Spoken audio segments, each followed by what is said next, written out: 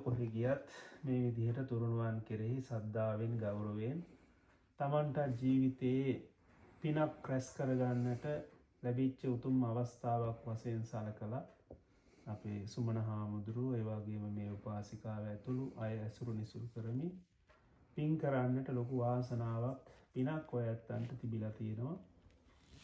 ඒක බුදුරජාණන් වහන්සේ මෙන්න මේ විදිහට දේශනා කළා. මානුසිකාච සම්පත්ති දේවලෝකේච යාරති යාච නිබ්බාන සම්පත්ති සබ්බ මේතේන ලබ්බති කියලා. සබ්බ මේතේන ලබ්බති කියලා කියන්නේ පින් කරන තැනැත්තා ඔය ඇත්තෝ වගේ මේ සියල්ලම මනුස්ස ජීවිතය තුළ ලබා ගැනීමේ ශක්තියක් ගොඩනගා ගන්නවා.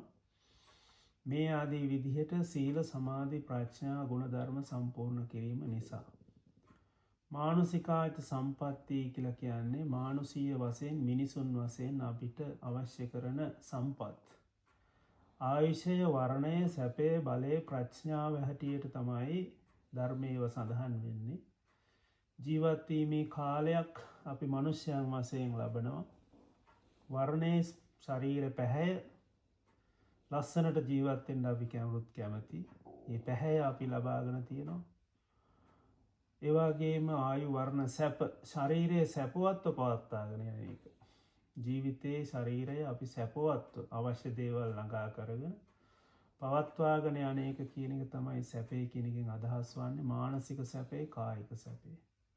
ඒවත් අපිට අපි අපේ රටෙත් අපිට අනිත් රටවල් එක්ක සාමාන්‍යයෙන් සංසන්දනය කරනකොට යම් ප්‍රමාණයකට අපි ලබාගෙන තියෙනවා. ඉතින් මේ වගේ සැපනක් නැති වෙති ලංකාවේ. කොහොම නමුත් ඒක ඊට වඩා බොහොම නිදහස් සුඛයක් කියලා ධර්මානුකූලව දකින්න පුළුවන්. ඒ වගේම බලය කායික බලය කොච්චර සීතල තිබුණත් මේ වගේ පින්කම් කරන්න චිත්ත බලය කායික බලය දෙකම ඔය ඇත්තන්ට තිබිලා තියෙනවා. ඒ වගේම ප්‍රඥාව කියලා කියන්නේ එක පැත්තකින් නිවනට ප්‍රඥාව අවබෝධය කියන තවත් පැත්තකින් එදිනෙදා ජීවිතයේ ජීවත් වෙනකොට අවශ්‍ය කරන මේ ළඟා කරගත යුතු දේවල් සඳහා අවශ්‍ය කරන දැනුම. ඒ සියල්ලක්ම ලැබෙන්නේ දාන ආදී පින්කම් සිද්ධ කිරීමෙන්. ඉතින් සසරෙත් කරගෙන තියෙනවා. ඒ වගේම වර්තමානෙත් කරලා තියෙන නිසා දේව ලෝකේච යාරති. ඔයත් කැමති නම් නිවන් දකින අතුරු දිව්‍ය මනුෂ්‍ය සම්පත් ලබන්නට මේ පින් හේතු වෙනවා. යාච නිබ්බාන සම්පatti යම් දවසක මේ දාන ආදී පාරමිතා සම්පූර්ණ කරලා නිවන් අවබෝධය ප්‍රාර්ථනා කරනවා නම් ඒ ප්‍රාර්ථනාවත් සාක්ෂාත් කරගන්නට මේ දාන පාරමිතාවක්ම වේවා කියලා ප්‍රාර්ථනා කිරීම තමයි ධර්මයේ සඳහන් වෙන්නේ. ඉතින් ඒ නිසා මානුෂීය සම්පත්, දිව්‍ය සම්පත්, කෙලවර නිර්වාණ සම්පත් කියන මේ සම්පත්තීන් ලබා ගැනීමට හේතු වන උතුම් දානමය පූජාවක්, ආහාර දානමය පූජාවක් අද දවසේදී අපේ ගෞරවනීය සුජාන හාමුදුරුවෝ ඒ වගේම මේ මෑණියෝ සිල් මෑණියෝ අපේ වචන වලින් කියනවනම් සිල් මෑණි කෙනෙක් ඒ වගේම මහා සංඝරත්නය අරමුණු කරගෙන පොදුවේ ඔබ මහා සංඝරත්නයට මේ පූජාව සිද්ධ කරන්නට යෙදුනා. ඒ වගේම බුද්ධ පූජාව පූජා කරන්නට යෙදුනා.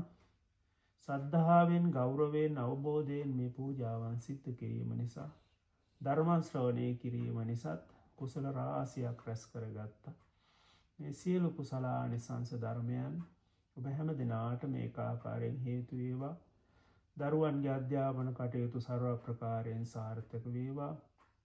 ගෘහ ජීවිතයේ ඇති කරගන්නට අවශ්‍ය කරන දියුණුව සමෘද්ධිය ඒ වගේම සාමයේ සතුට වැඩි දියුණු වේවා. මේ ජීවිතයේ සුගති සම්පත් ලැබේවා. පරලෝ ජීවිතයේ සුගති සම්පත් සැලසේවා. කෙලවර අමාමහ නිවන් සම්පත් පිණිසම මේ කුසල් හේතු වාසනා වේවා කියලා ප්‍රාර්ථනා කරගන්න. ඒ වගේම ඔබ හැදූ වැඩූ දෙමව්පියන් වහන්සේලා ඇතුළු යම්තා පරලෝ සපත් වුණා වූ ඥාතිවරු වෙතොත් ඔබට අධ්‍යාපනය ලබා දුන්නු, පුංචි කාලේ ඉඳලා මග හසර කියා දුන්නු, මේ විදිහට කටයුතු කරන්නට පසුබිම සකස් කරලා දුන්නු ඒ දෙමව්පියන් වහන්සේලා ඇතුළු උත්තමයන් වහන්සේලා ගුරුවරු හැම දිනාටමත් මේ පින් ලැබේවා. පරලෝ සපත් වුණු ඥාතිවරු කිරියම්මල අත්තල ආදී විවිධාය ඇතිව ඇත්තන්ගේ හිත්වල උපකාර කරපු ඒ හැම දෙනාටමත් මේ පින් ලැබේවා සැනසේවා නිවනින්ම සැනසේවා කියලා සාදු කියලා ප්‍රාර්ථනා කරගන්න. සියලු දෙවියෝත් මේ පින් අනුමෝදන් වෙත්වා දෙවියන්ගේ ආශිර්වාදයේ රැකවරණය සැලසේවා. යනේන ගමන බිමනේදී කරන කියන අධ්‍යාපන රැකිරක්ෂා වෙළෙහිඳාම් ආදී කටයුතු වලදී සියලු සම්‍යක් දෘෂ්ටික දෙවියන්ගේ ආශිර්වාදයේ සැලසේවා. දෙවියෝත් මේ පින් අනුමෝදන් වීමෙන් උතුම් වූ නිවන් සම්පත්තියෙන් සැනසෙත්වා කියලා සාදු කියලා ප්‍රාර්ථනා කරනවා. පොදුවේ ඔබ හැම දිනාටම මේ උතුම් දාන පාරමිතාවක් බවටම පත් වේවා. නිවන් සම්පත් පිණිස හේතු වේවා කියලා ප්‍රාර්ථනා කරනවා. Thank you, Acha.